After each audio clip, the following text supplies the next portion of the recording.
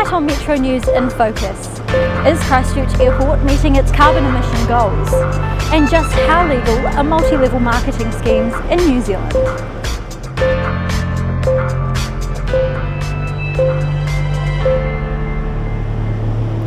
Kia ora, good evening. Welcome to Metro News in Focus, brought to you by the journalism students at the New Zealand Broadcasting School.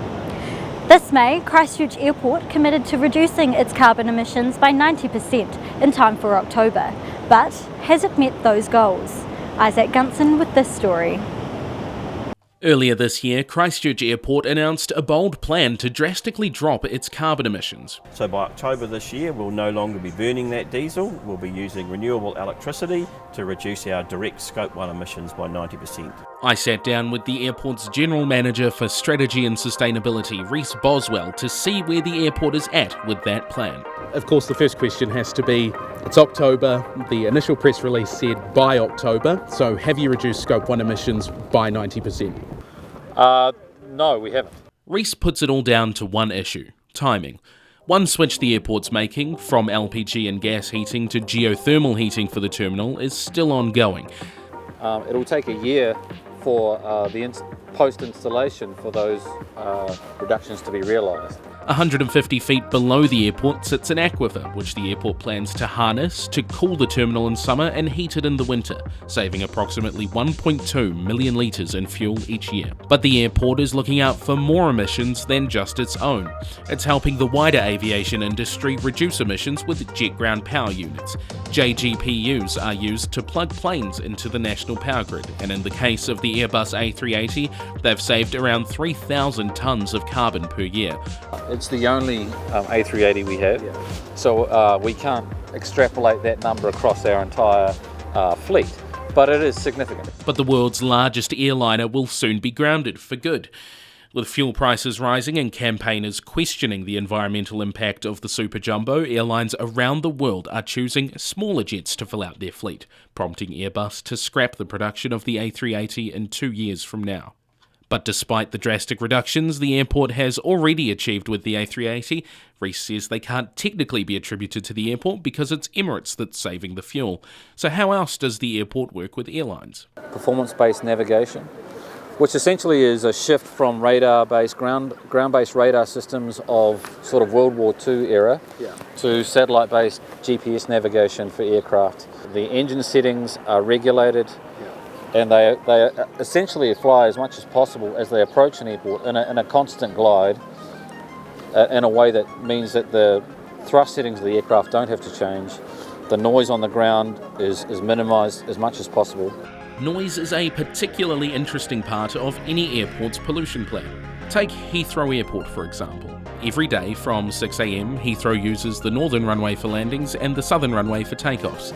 Then at 3 p.m. on the dot, it switches over, so planes are now landing on the southern runway and taking off from the north until the final departure of the night. Then each week it switches the morning cycle and evening cycle around. Rhys says that Christchurch is lucky that the airport has been properly planned for. We at Christchurch Airport have benefited from decades of good planning on behalf of both the airport company and the local planning authorities. So where to from here for the airport? The industry as a whole is on a long-term and fairly well-defined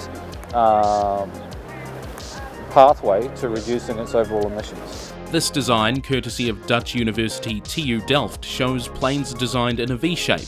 In theory, they would save an extra 20% of fuel emissions while still managing to carry around 300 passengers, some of them in its wings. Well, to what extent are we providing for future aircraft?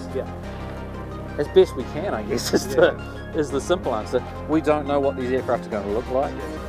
There is no doubt that change is on the horizon for the aviation industry as a whole, and when it arrives, Rhys and the rest of the team at Christchurch Airport will be there to welcome it. Gunson, Metro News. You might have heard of them, but how much do you actually know about companies like Sensi, Arbonne and Tupperware? These multi-level marketing schemes have some people taking a second look, but as Connor Stirling finds out, there's more to them than meets the eye. Tupperware, Nutrometics and Sensi, brands you might recognise because of your mum. Maybe she's thrown a party, or you came home to the smell of fresh melted wax. And what do these companies have in common? They're all direct marketing companies. Some people consider them pyramid schemes. As a Commerce Commission spokesperson says in a statement, there's a fine line. Some promoters of pyramid schemes do try and make their schemes sound lawful. Therefore, you should always check a scheme very carefully to ensure that it is genuinely a multi-level marketing scheme and not an illegal pyramid selling scheme. A quick look in the law books makes it clear. Under the Fair Trading Act, no person can promote or operate a pyramid selling scheme. It's when the means to get financial reward aren't or aren't likely to be attainable, and when the scheme is dependent on the recruitment of others. So what makes a direct selling scheme just that? I spoke to consultant Nikki Carroll, who has a Sensi side hustle. Multi-level marketing is different in that, you still have to work the business. So even, I haven't got a team under me yet, but even if I do get it, or when I get a team under me, I still have a certain target of sales that I have to reach every month. So I'm not just scoring off the people below me. In fact, I think that's probably the biggest difference. The other big difference is I'm actually selling a product. So I'm selling stuff that people can use in their everyday life. We go right from waxes and warmers right through to washing product, to body product, to kids' toys. Yeah, we've got heaps. While there are no claims as to how much consultants can earn, there is clearly a desire to make more than what they do now. I know that there's some people there who are making $1,500 to $2,000 a month. Like basically, it's their full-time job. And then you've got people who are in the business purely to earn enough money to buy the goods themselves. And then you've got people like me who are kind of trying to make it work to finance what I'm doing. So for me, my main focus on this business is to get enough money to pay for regular flights home. And it pretty much does that. While none of the companies contacted replied, in Sensi's latest income disclosure statement, the facts are laid bare. There were more than double the number of short-term consultants compared to full-time ones last year, but those long-term consultants earned more than 7 times as much as their counterparts, at $3,045 compared to $406 on average. However, for some, money isn't everything, like this ex-Nutrometics consultant who wished to remain anonymous. It was really a means of getting my own things and my things for my immediate family at a limited cost. I paid a set fee, but if I sold a certain amount within 3 months, I think it was, I didn't have to pay anything. What's clear is that however people choose to make a quick buck, there will always be some question over direct selling companies like these. Connor Stirling, Metro News. It's a relationship which continues to prosper on and off field. A special football game between the Muslim community and New Zealand Police is an example of a strong bond which continues to bring the community together after March 15th. I went along to take a closer look. A special bond which continues to develop. This football match showing the strengthened ties between the Muslim community and New Zealand Police. Yeah, it is fun also to come closer to the police, to a common ground, and play together with those beautiful people. It's really fun to be here today. Switching out their police vests for a pair of football boots. Look, I think it's really good, just the ability to come together. We've got some police officers who play soccer, and obviously the Muslim community are big fans of soccer. Organised by the Canterbury Resilience Foundation, this match was a way of getting the community together, inspiring youth to get active. But I would like to all the New Zealand youth to be empowered and given the opportunity to strengthen our future as leaders of this nation. And for police, it's a great way of getting out in the community. It's hugely important, whether it's this type of event, us playing sport, or just us being in the community in general terms. I think we're all about community. We are representatives of the community ourselves, we're guardians of the community, and whenever we can get an opportunity to come together with communities in any form, it's really good. Honouring some of the late football players killed in the mosque attacks, with the police goalie wearing 14-year-old Sayad Milne's jersey, gifted by his mother, who watched in the crowd. So when you think about all the poor things that have happened in the last while, I think this is an opportunity just for us to come together in a real social fun time and just enjoy each other's company in a way we probably couldn't otherwise. company which has given both parties a better understanding. It's probably fair to say before the terrible terror event, we would have had less of an understanding. Now we have a really good understanding, and that helps us in our police service when we're interacting with others, because it's all about just learning from each other, and if we do that well, then we become the best people we can possibly be. Yeah, actually the relationship started before 15th of March, and we are now strengthening it because I believe that the citizenship is our umbrella, and we all New Zealanders, it doesn't matter what religion and what ethnic background the person is or have. So it's a relationship with the bright future ahead, which will continue to be nurtured together as one. A program helping New Zealand farmers find a sustainable way to get rid of chemical containers is proving to be a good step forward. Our reporter Courtney Winter has more.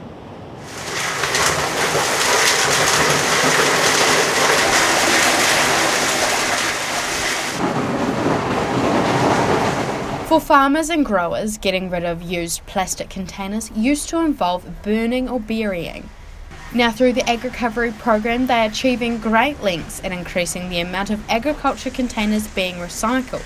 Programs like this, making it easy is a key, and for people to participate, and having collection centres or pick-up locations available for farmers to help them meet their obligations. With farmers' attitudes changing in the industry, Agri-Recovery wants to continue to make it easier for farmers to be environmentally sustainable. The tide is changing. The willingness from the rural sector to partake and be part of these kinds of programs is on the increase, and it's the farmers are generally going to do the right thing. Since Agri-Recovery started back in 2006, they have collected 2.5 million plastic containers and removed 110 tonne of unused chemicals from the rural community.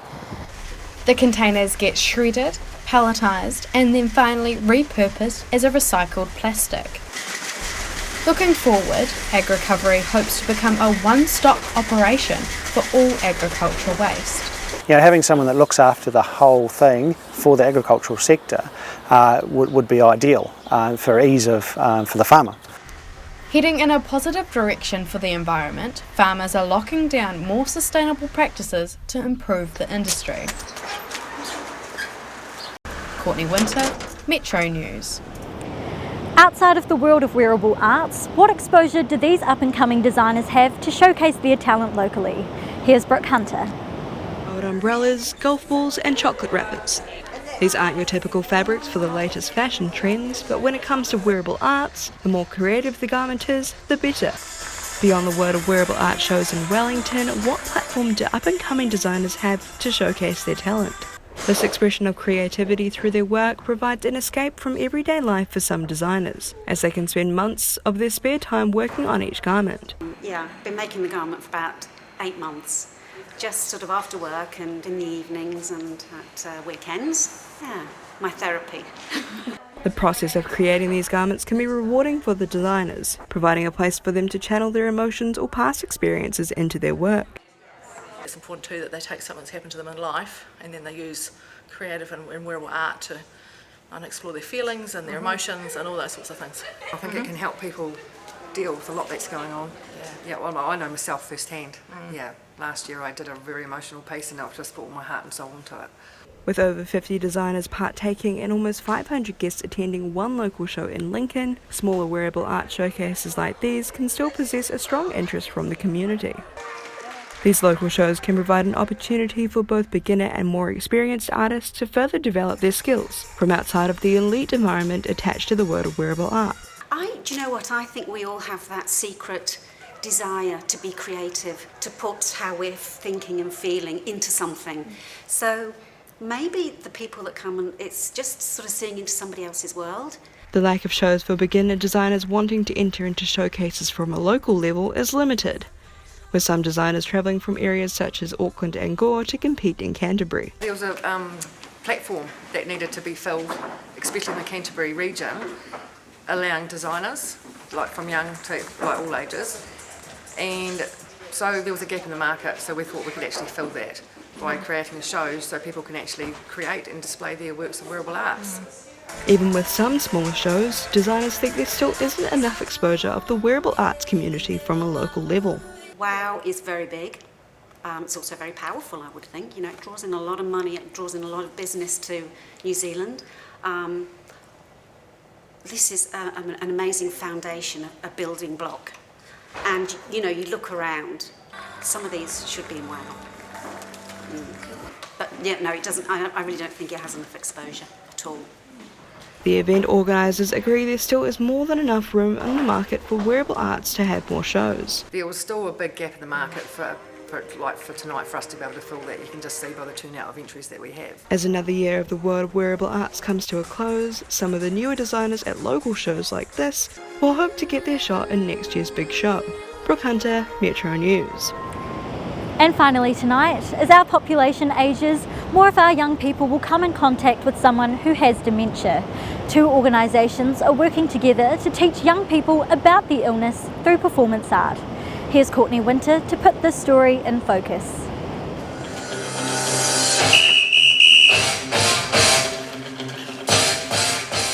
Two generations come together each year to perform life stories of people with dementia. Teaching our young people about the fact that dementia is something that happens for a lot of people as they age, and it could happen to someone they know. For many people, there's still a perception that dementia means, a diagnosis of dementia means your life's finished, hang up your hat, get your affairs in order and wait to die. The reality is very different. People can live a long time with dementia and people can live well. Is your grandfather or your great-grandfather? That's my grandfather. He was very prominent, spoke 7 languages. So we want our young people to be aware of the fact that dementia, whilst it changes things, doesn't take the essence of the person. Wondering what next is. Working with the Court Theatre, young actors celebrate the lives of people from Dementia Canterbury through a live performance in front of family and friends. I think one of the things this programme does is not just raise awareness of dementia, but actually take dementia out of the client's identity and celebrates everything that they are. This next story is inspired by the words of Wendy. What makes it really important to celebrate their life, but actually the stories and the work the young people are doing is much more focused on storytelling, shared history, memories that make you laugh and smile, things that connect you, rather than the disease that they're living with. The youth are our future, and them having a perception about dementia that is positive without it being rose-coloured is really important. You find that the stories that you are told, they are very crazy, and you can make a lot out of them. Talking, learning and performing a variety of life stories, showing that even with dementia, they still have rich, fulfilling lives to share. Courtney Winter, Metro News. And that's all from the In Focus team this week. For those stories and more, check out our website metronews.co.nz and keep up to date with our Instagram and Facebook. Join us again next week, but for tonight, those were our stories in focus. I'm Isobel Prasad, and from all of us, ngā mihi nui, hei konei rā.